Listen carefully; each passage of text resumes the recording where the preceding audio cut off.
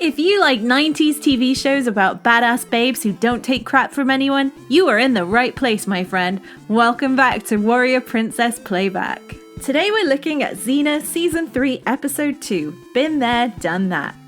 This episode is the mashup of Groundhog Day and Romeo and Juliet you never knew you needed, and features some of the best comedy moments to ever happen on the show.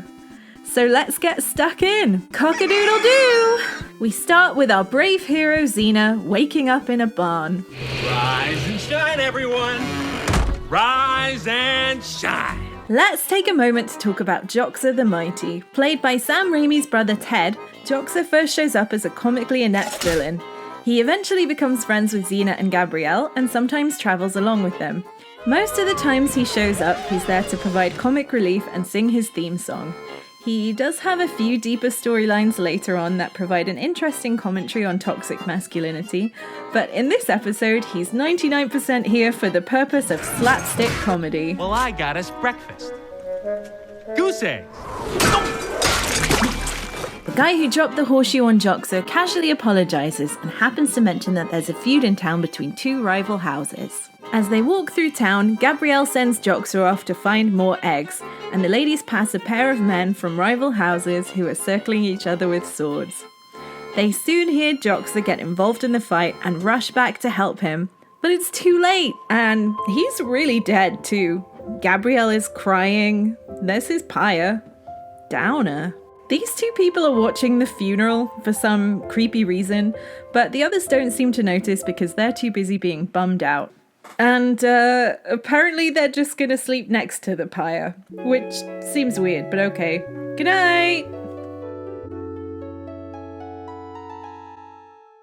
Guys, guess what? Rise and shine, everyone! Rise and shine! Yeah, he's back. Xena assumes it was all a bad dream until things start sounding a bit more familiar. Goose eggs! No! Now that she's figured out it wasn't all a dream, she tries to explain it to the others, without much success. So you're saying that today is actually yesterday for you, but for us today is today because we can't remember that yesterday was today, right? Right. I don't get it. They hear the same fight that got Joxer killed kicking off again, and Xena steers Gabrielle and Joxer into an alley to keep them safe while she breaks up the fight. Only for Joxer and Gabrielle to end up in a different fight. And hey, why run to defend your friends when you can somersault there, am I right? The heads of the two feuding families each think the other has hired Xena as a mercenary and draw their swords on each other. But Xena breaks the swords and tells everyone to jog on. Now go home, all of you, until you can play nice. Turns out that didn't go over so well because when she gets back to the stable, she finds they've killed her horse Argo, which she's more upset about than Joxer's death. No need to fret because rise and shine, everyone, rise and shine. So here we are. The village is on the verge of an all-out bloodbath and the day is repeating itself until Xena can find a way to stop it. I am fine. The day is repeating itself. Right. Hate it when that happens. Joxer has a brilliant idea to attack the village and unite both families against a common enemy. Yeah, how about we don't do that? Look, I've known lots of people who've bonded over their mutual hatred of me. You two, for example. Oh, he's got a point.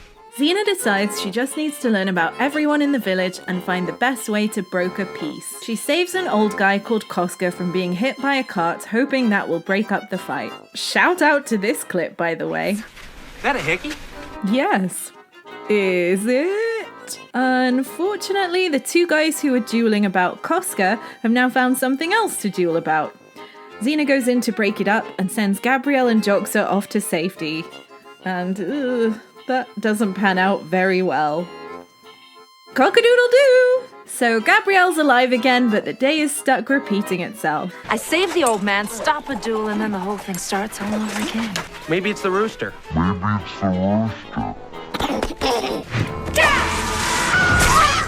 After that, there's a bit more faffing about that leads nowhere. Hey, wait a minute. Xena just found a smashed open bottle of deadly nightsbane poison.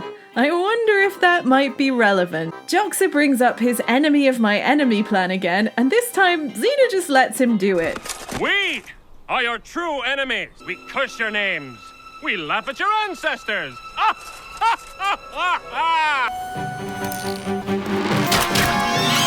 As she wakes the next morning, Xena does the only logical thing. She casually murders Joxer and goes back to bed. Time for a new plan. Xena ties up Gabby and Joxer and heads into town to get some backstory about the locals so that she can try to settle the feud. The local alchemist or whatever happens to mention that his nightsbane poison is missing. And this old lady feeds her a muffin. Rise and shine, everyone! Rise and shine. No, yes, no. I tried that, yes, both ways. No, I don't know. No, again. Are there any more questions? Good. Xena heads out to break up some fights, armed with her newfound knowledge about the locals. Linares is also your father's son. Yes. That's right. And it works! She gets the head of the two houses talking and they agree it's time to end the feud. End of the episode! Just kidding! When we pan over, we see two lovers holding each other and crying, with the bottle of poison in the woman's hand. Oh no. Cock-a-doodle-doo! About now, Xena starts to unravel just a bit, and she manages to break Gabby and Joxer by talking about it. Outside, she finds the girl who took the poison, and the true problem gets explained. These two are star-crossed lovers from feuding houses.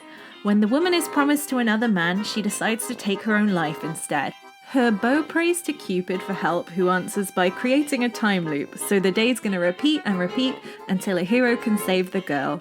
As an aside, we don't see Cupid in this episode, but when he does show up, he's played by Carl Urban, who also has a recurring role in the show as Julius Caesar. Anyway, there's a big problem for Xena. The girl takes the poison in the north end of town, and Xena wakes up around the same time in the south end of town. No matter how fast you run, there just isn't enough time. It's like he doesn't even watch this show. Now it's time to calculate some angles in the middle of a street brawl. I enjoy this scene for the slapstick comedy, but it's also fun to see that Gabrielle is becoming a more competent fighter. She even copes when Xena borrows her quarterstaff for a minute. I'll give it right back.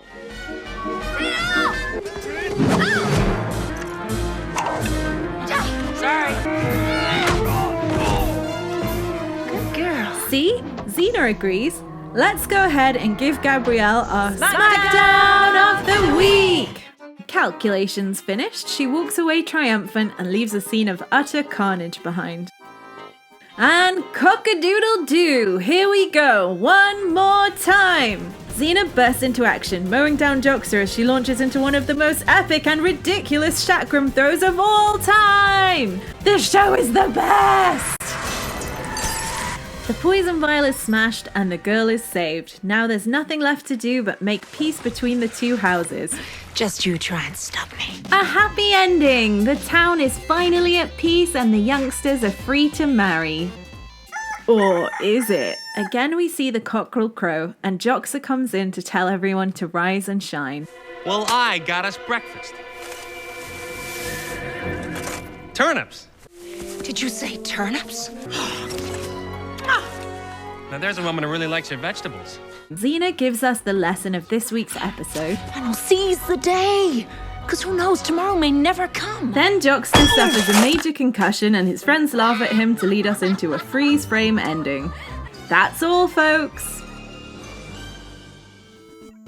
This episode is a lot of fun. It's 90% over-the-top slapstick comedy and I am here for it. 5 chakrams out of 5. Thank you so much for watching my video. If you enjoyed it, please consider commenting, liking, or subscribing. And until next time, bye-bye! So when you saw me in the village, why didn't you ask for help? Frankly, I was expecting Hercules or... Ugh, man!